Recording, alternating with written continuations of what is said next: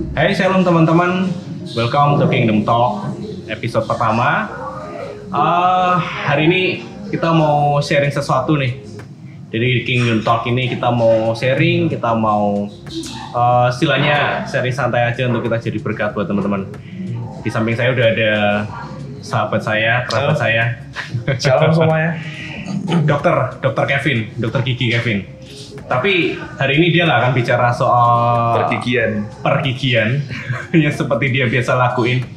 Hari ini kita mau bicara soal finansial ya, lebih ke investasi juga gitu ya. Sebelum kita masuk, boleh kenalin dikit Dokter Kevin ini. Oke. Kenalkan semuanya, profesi saya Dokter Gigi. Sekarang saya berpraktek di Semarang. Lalu saya sudah mulai dunia investasi itu dari sejak November yang lalu. Saya investasi di saham, kemudian di kripto. Kemudian mungkin saya akan membagikan beberapa pengalaman saya waktu saya berinvestasi, dari apa yang saya baca. Mungkin apa yang saya jalani dan saya dapat mungkin teman-teman bisa praktekkan. Oke? Udah berapa lama nih kalau boleh tahu? Saya dari November waktu itu ya. November. Dari saya investasi saham. Oke. Kemudian saya baca beberapa buku. Mungkin ada 8-10 buku ya. Oke, sebelumnya kok Kevin umur berapa sih? Saya 28. 28. Masih muda. Masih muda ya? Oke. Berarti kalau kita bicara investasi nggak ada kata terlambat ya? Yes, bahkan KFC itu mulai terkenal pada saat yang membuat umur 65 tahun. Oke. You see, usia hanya angka. Oke. Yes, oke. Berarti di umur 28 tahun baru mulai menekunin investasi. Jadi kita berharap kita sharing di sekarang hari ini, teman-teman yang masih muda itu bisa belajar banyak dari apa yang kita sharingin. Yes. Oke, mulai aja. Maksudnya gimana? Pandangan lo Kevin? Mungkin awal kali saya bercerita kenapa saya berinvestasi mungkin ya. Karena kalau teman-teman not get what the purpose of investment, teman-teman pasti akan berhenti dalam hitungan bulan lah, ngapain sih investasi dan sebagainya, uangnya ditanam di sini nggak bisa saya ambil, nggak bisa saya buat jajan.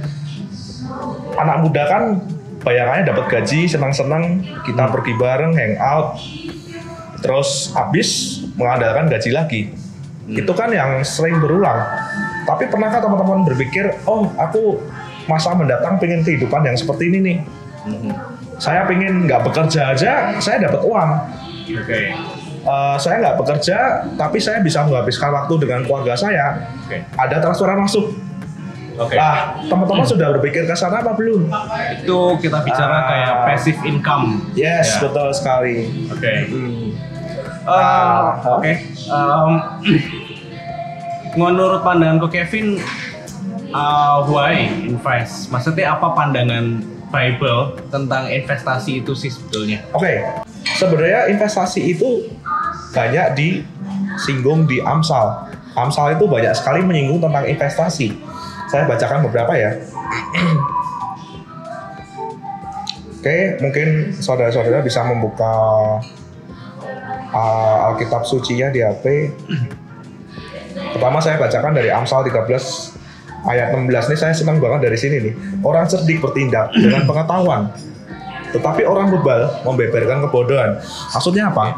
Investasi itu harus mikir. Kalau misalnya kamu nggak mikir, jangan-jangan kamu lebih butuh lilin sama babi, bukan investasi. Oke? Segala investasi itu harus berpikir dan harus belajar. Makanya saya senang banget Amsal 13 ini.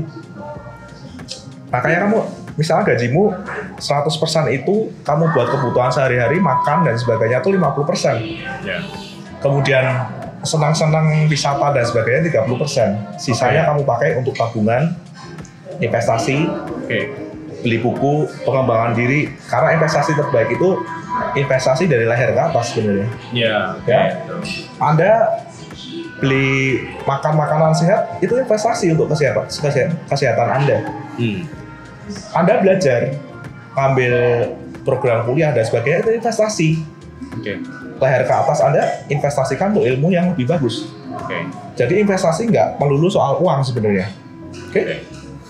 Nah, maka dari itu investasi itu harus baca buku. Nggak temanmu ngajak, anu nih ada yang lagi hot nih, kripto, wah bisa untungnya ratusan persen, ribuan persen bro. Ayo ikut bro, cemplungin uang semua dah, utang nggak apa-apa. Gadain rumah. Kan ada yang gadain rumah, ada yang uang arisan loh, dipakai sama dia. Itu kan nggak mikir. Dan kamu mengerikannya adalah banyak berita yang nyinggung setelah kejadian itu malah turun. Iya, betul. Iya, turun nggak kapan turunnya. Investasi itu dia punya dua sisi mata uang. Anda dikatakan berinvestasi, bisa juga Anda dikatakan berjudi. Judi dan investasi itu bedanya tipis loh. Saat Anda tanam uang, aku tahu nih perusahaan ini seperti ini, profil keuangannya seperti ini, dia per tahun labanya seperti ini, manajemennya saya tahu seperti ini, makanya saya taruh uang saya di sini, saya percayakan perusahaan ini supaya modal saya berkembang.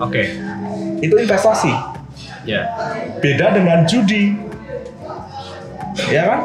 Judi itu, udah deh aku ikut temen nih untung ratusan persen ya ikutlah, masa ketinggalan gue hari gini, cari uang gampang nih, tinggal masukin aja, masuk, itu judi.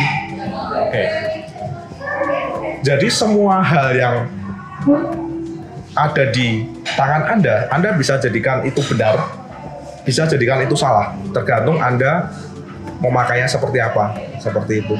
Jadi judi kita bilang based on hanya ngikutin tren dan hanya mengandalkan luck, keberuntungan. Tapi kalau invest itu kita pakai hikmat juga. Yes, benar sekali. Menarik banget. Gimana pengalamannya so far investasi selama ini? Saya mulai itu November ya, saya ceritakan. Jadi kalau misalnya Anda, saya cerita dulu, investasi itu wujudnya macam-macam ya. Ada yang investasi properti, ada yang emas, kemudian ada yang surat berharga, semisal obligasi, reksadana deposito, saham, kemudian yang terbaru ini kripto. Itu semuanya wujud investasi sebenarnya ya. Harus disesuaikan dengan profil Anda. Anda itu senang yang aman atau senang yang tipe agresif. Maksud saya begini, saya termasuk tipe investor yang agresif. Saya berani meletakkan ke instrumen investasi yang beresiko. Karena satu, usia saya masih muda, jadi kalau terjadi amit-amit terjadi sesuatu pada saya bisa masih mengejar ketertinggalan. Dan saya bisa memanage psikologi saya apabila terjadi pergerakan harga yang naik turun yang signifikan. Kalau misalnya Anda tipe investor yang agresif, Anda bisa meletakkan di instrumen investasi yang sifatnya agresif juga. Apa saja instrumen itu? Kebanyakan orang tipe ini masuk ke saham. Maka dari itu pada saat November saya masuk saham. Kalau Anda bukan tipe investor yang ini, Anda masuklah ke instrumen yang lebih aman. Misalnya obligasi, reksadana obligasi return per tahun itu sekitar 7%. Reksadana itu return per tahun itu sekitar 12-14%. Sementara saham itu per tahun bisa paling sedikit 15% sampai 20%. Dia memang resikonya paling besar, tapi dia returnnya paling banyak. Kalau misalnya Anda tipe yang agresif, boleh masuk saham. Nah, saat itu saya November masuk ke saham. Modal ilmu saya masih sedikit sebenarnya. Waktu itu saya cerita dulu kenapa saya investasi, kan karena pandemi saya nggak bisa praktek ya. Saya nggak bisa praktek, saya muter-muter dong. Gimana caranya saya mendapat uang?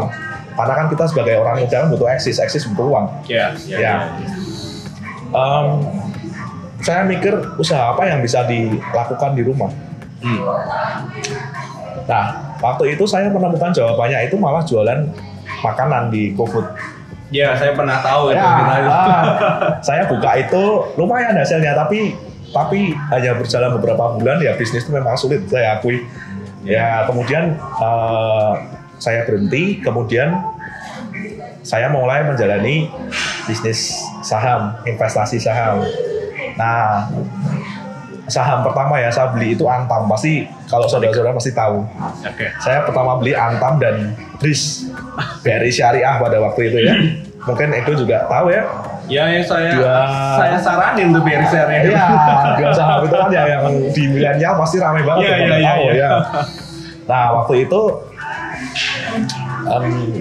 keuntungannya saya dapat lumayan tuh. Ya. Lalu saya itu masih ilmunya sedikit pada waktu itu ya. Terus saya ngalami Desember akhir itu rugi. Dari modal motor itu yang saya dapat keuntungan segitu, tahu-tahu apes jadi cuma tinggal sepeda doang.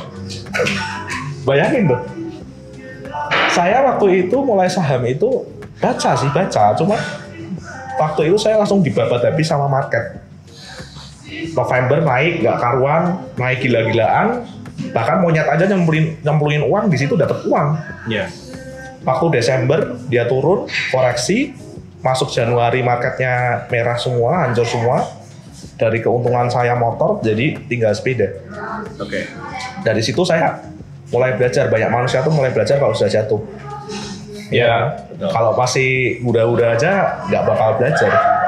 Saya baca buku banyak, oh ternyata saya mulai koreksi satu-satu. Oh ini kekurangan saya di sini, kekurangan saya di sini. Saya beli sahamnya terlalu mahal, saya beli ini cuma ngikut doang, saya beli ini nggak memperhitungkan ini. Nah dari situ saya mulai belajar. Investasi itu tidak segampang yang orang bilang. Orang di media sosial tuh yang menunjukkan keuntungan mereka, tapi saudara nggak pernah tahu kerugian di balik postingan mereka. Karena media sosial tuh cenderung mau memperlihatkan sesuatu yang perfeksionis, sesuatu yang wow. Tapi saudara nggak tahu di balik itu mereka sudah rugi berapa, mereka sudah belajar seberapa keras. Saudara nggak pernah tahu itu. Makanya kalau sebelum investasi, saya harap yang menonton ini harus belajar. Jangan cuman ikut-ikutan, wah milenial sekarang investasi lagi hype nih. Ikut-ikutan doang. Saya yakin 100% uang saudara pasti habis. Saya yakin sekali. Kalau saudara nggak mau belajar. Jadi semua berawal dari pandemik. Yes. Sebenarnya pandemik itu membuka hal-hal baru sebenarnya. Kalau kita mau explore tuh, ada dua tipe orang di situasi pandemik. Tipe yang putus asa dan tipe yang mau mengeksplor sebenarnya. Saya jadi ingat waktu pandemik awal, saya sama beberapa teman buka tempat makan. Awal soft opening, awal lockdown. Bayangin, kita berharap soft opening, banyak orang datang kan, di lockdown. Aduh berat itu.